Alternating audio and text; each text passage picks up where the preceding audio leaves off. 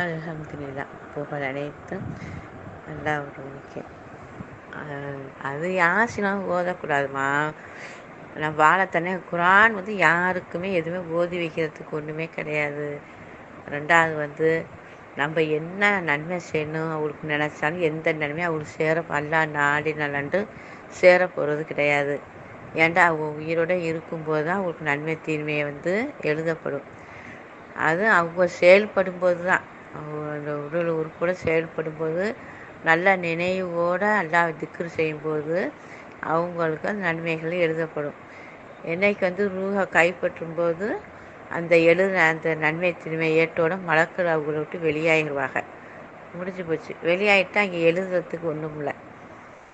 அப்போ இந்த மக்கள் எதுக்காக ஓதுறாங்கன்றே தெரியலை, விளங்காத்தனமாக இருக்காக. ஆனால் எவ்வளோ பேர் நிறுத்திட்டா ஓதுறதுல. இப்போ ஆசில நான் குறிப்பிட்ட வீட்டில் ஓதிக்கிட்டு இருக்கேன். ஓதுறதுக்கு அதுக்கு சம்மந்தமே இல்லை. நம்மளுக்கு தான் நம்ம செஞ்சுக்கிறணும், அவங்கவுங்களுக்கு அவங்க செஞ்சுக்கிறணும், அவ்வளோதான். அவங்க ஒரு ரூபா கைப்பற்றிட்டா எந்த நன்மையும் எழுதப்பட போகிறது. ஏன்டா நன்மை திரும்ப எழுதுகிற ஏற்றத்தை மலக்கள் இறங்கிறாள். அவளை விட்டு இறங்கிட்டாக முடிஞ்சு போச்சு. அங்கே எழுதக்கூடியது கிடையாது. ஆனால் நம்ம படிக்கல வரும் பாருங்கள். நன்மை திரும்ப எழுதக்கூடிய மலக்களோட இருக்கிறாங்க. அவங்க பதிவு செய்து கொண்டே இருக்கிறான்னு நம்ம ஆயத்துக்களை படிக்கும்போது வந்துக்கிட்டே இருக்கும். அப்போ அந்த மலக்களே ரூஹை கைப்பற்றும் போது அந்த மலக்களை இறங்கிடுவாங்க. அங்கே ரூஹை கைப்பற்றப்பற்றும் முடிஞ்சு போச்சு. அப்போ நன்மை திரும்ப எழுதுகிற மலக்களை அவங்கள விட்டு இறங்கிறாங்க, முடிஞ்சு போச்சு. அங்கே ரூஹ் கைப்பற்றப்பட்டுருச்சு, அவங்க கட்டையாயிட்டாங்க. அப்புறம் எப்படி அங்கே நன்மை எழுதப்படும்? எழுதுகிற மலக்களை இறங்கிட்டாங்க, அப்புறம் எப்படி எழுதப்படும்? அதெல்லாம் ஒன்றுமே இல்லை. இது எல்லாமே அவங்கவுங்க எப்படி வாழ்ந்து தன்னை சீர்படுத்தி அதில் வாராங்கன்ட்டு பார்க்கத்தான் இந்த வேதமே. அவங்கவுங்க சீர்படுத்தி வாழணும், ஓதிட்டு வைக்கிறது கிடையாது. ஓதிட்டு அது ஓதிட்டு வைக்கிறது பார்த்தாலும் மேற்கொண்டு மௌத்தானவங்களுக்கு ஓதுறேங்கிறாங்க. இது அம்புட்டுமே தன்னை சீர்படுத்தத்தான். இந்த குரான் முழுமையாக எப்படி வாழணும் அப்படிங்கிறத தான் அச்சமுட்டி எச்சரிக்கை செய்வதும் சுருக்கமும் போட்டிருக்கு. நல்லபடியாக வாழ்ந்தால் சொர்க்கம், அல்லாஹ் சொன்னபடி வாழ்ந்தால் சொர்க்கம், இல்லை அப்படின்னா நரகம் அப்படிங்கிறது இந்த குரான் போட்டிருக்கு ஆயத்து. அதனால இது நம்ம யாருக்கு போதுன்னு தேவையில்லை. அல்லாஹ் நாடினால் இறைவனே நீ நாடினால ஒரு பாவமணி பழித்து நீ பாவமணி பழிப்பாயாக, அதான் கேட்கலாம். அது நம்மளுக்கு கண்ணுக்கு முன்னாடி நன்மையை சொல்லி கேட்க மாட்டேன்டான்னு அவங்களுக்கு சுத்தமாக இல்லை. அது அல்லாஹ் சொல்லிட்டா நீ 70 தடவை கேட்டாலும் நான் மன்னிக்க மாட்டேன்னு நபிமார்கிட்டையும் சொல்கிறான். தூதர்களோ நபிமார் மனிதர்களோ எல்லாத்தையும் சொல்கிறான் வரிசையாக. அந்த நிமிஷம் இப்போ நம்ம வாழ்ந்துட்டுருக்கோம், இந்த நிமிஷம் வரை அந்த மனிதர்களும் சேர்த்து எல்லாம் சொல்கிறான்.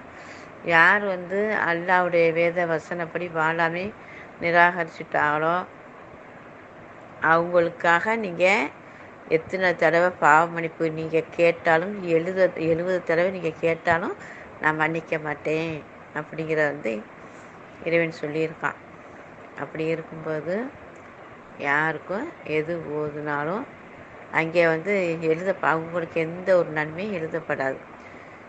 நல்லாவே போதுமான ஓத நமக்குத்தான் நன்மை சேரும். அதுவும் உணர்ந்து சிந்திச்சு ஓதுனா.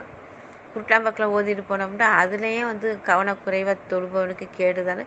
கவனக்குறைவாக படிக்கிறவங்களுக்கும் அதில் எந்த ஒரு நன்மைகளும் நம்ம காணக்கூடியதாக இருக்காது. கவனத்தோடு ஓதணும், கவனத்தோடு ஓதுனதை வாழணும், இவ்வளோதான் இருக்குது. அல்லாதான் ஒவ்வொரு மக்களையும் நம்மளையும் வாழ வைக்க போதுமானவை. அதனால் யாருக்காகவும் அவங்களுக்காக இதை மௌத்தானவங்களுக்காக இதை செய்கிறேன் அதை செய்கிறேன், காசை பவுறேன், துணியை பவுறேன், யாசி ஓதி வைக்கிறேன், இதெல்லாம் எந்த ஒரு நன்மையும் அவங்களுக்கு சேரப்போகிறது கிடையாது. அவங்க உயிரோடு இருக்கும்போது அவங்க கையால் கொடுத்த நன்மைகள் கூட எழுதப்பட்டிருக்கும், அவ்வளோதான். அதுக்கப்புறம் யார் கொடுத்தாலும் அது அவங்கவுங்களுக்கு தான் போய் சேரும். அவங்களோட பொருளை வச்சு அவங்க கொடுத்தாலும் அவங்கவுங்களுக்கு தான் சேருமே தவிர அவங்களுக்கு சேராண்டா அவங்க எழுதக்கூடிய மலக்களை அவளை விட்டு வெளியாகிட்டாங்க. அப்புறம் எதை வச்சு அங்கே எழுத போகிறாங்க? அவ்வளோதான், முடிஞ்சு போச்சு. கணக்கு அங்கே தீர்ப்பு ஆயிடுச்சு, அவ்வளோதான், முடிஞ்சிருச்சு.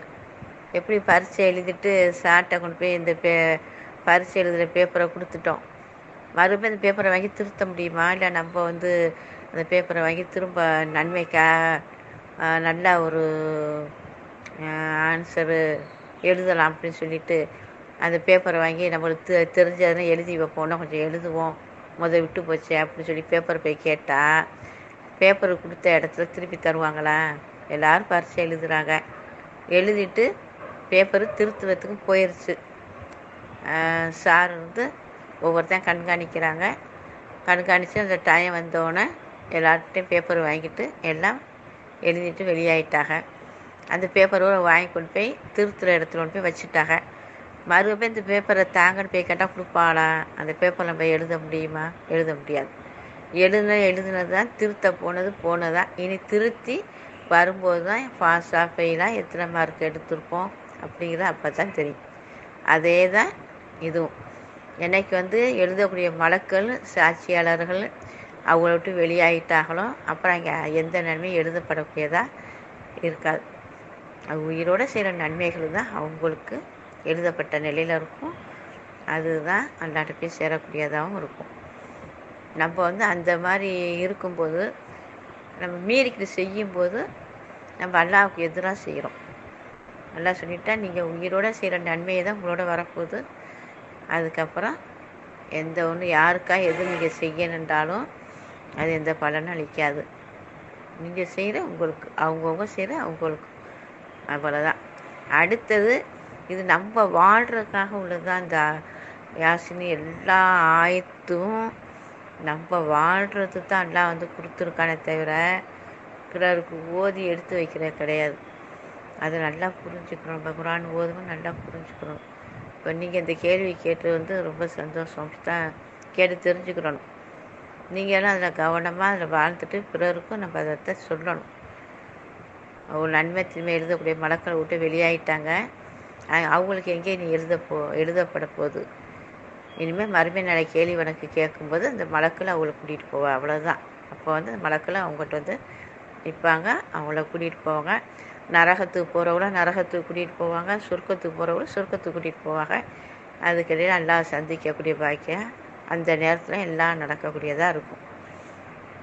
அவ்வளோதான். உயிரோடு நம்ம உயிர் நம்மளோட இருக்கும்போது நல்ல நினைவோட நிதானத்தோடு நம்ம செய்கிற நன்மைகளும், இன்னும் உடல் ஆரோக்கியத்தோடு இருக்கும்போது அந்த ஒரு செயல்பட்ட எந்த அளவுக்கு அல்லாஹ்வுக்காக தியாகம் பண்ணி வாழ்கிறோம் அப்படிங்கிறது, இந்த மாதிரி விஷயங்கள் எல்லாமே நம்ம உயிரோடு இருக்கிற வரையும் தான். உயிர் நம்மளை விட்டு போன பிறகு யாருக்காக எது ஓதுனாலும், நம்ம மரண தருவன் சக்கராத்தாளில் கிடக்கும்போது அவங்களுக்கு ஓதுனாலும் அவங்க செய்கிற நன்மைக்கு தகுந்த சக்கராத்தாள் இருக்கும், அவ்வளோதான். நம்ம கேட்கறனால அவங்களுக்கு வந்து அது நிறுத்த போகிறதும் இல்லை, கூட்ட போகிறதும் இல்லை, குறைக்க போகிறதும் கிடையாது.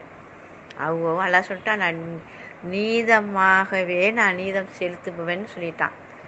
மனிதனுக்கு நான் அணுவளவும் அநியாயம் செய்ய மாட்டேன்னு சொல்லிட்டான். இதுக்கப்புறம் என்ன இருக்குது? எல்லாம் சொல்லிட்டான். கடுகு அளவு நன்மை தீமை கரும் பாறைக்குள் இருந்தாலும் அதை நான் வெளிக்கொண்டு வரேன். எந்த ஒன்றையும் விட்டு வைக்கப்படவும் மாட்டாது, மறைக்கப்படவும் மாட்டாது அப்படிங்கிறது எல்லாம் சொல்லியிருக்கான். அப்போ இவ்வளோ சொல்லும்போது அவரவர் நன்மைகளை செய்து முற்படுத்தி அந்த விளைச்சலை வச்சுக்கிறணும், அவ்வளோதான். பாக்கி யாருடைய நன்மை யாருக்கும் எல்லாம் சொல்லிட்டான். யாருக்கும் யாரும் பரிந்துரை செய்யவும் முடியாது, யாருக்கு எந்த நன்மையும் செய்ய முடியாது. அவரவர் நன்மையே அவரவருக்கு, அவரவர் நிலைமை அவரவருக்கு போதுமானது. அவரவர் நன்மையை தான் அவரவருக்கு, அவரவர் தீன்மை தான் அவரவருக்கு. இதை நம்ம கருத்தில் வச்சுட்டு அவங்க சொன்னாலும் நம்ம அந்த ஒரு வழிபோக்கு போகக்கூடாது. நமக்கு குரான்ல அல்லாஹ் எதை கற்றுக் கொடுத்தானோ அதை நல்ல ஒரு சிந்தனை தெளிவோடு அதை பற்றி பிடித்து கொண்டு அதை கரெக்டாக வாழ்ந்துட்டு போகணும். ஏன்னா மனிதர் வந்து 1000 சொல்லுவாங்க, குரான் சொல்கிறது ஒரே வழிமுறை தான்.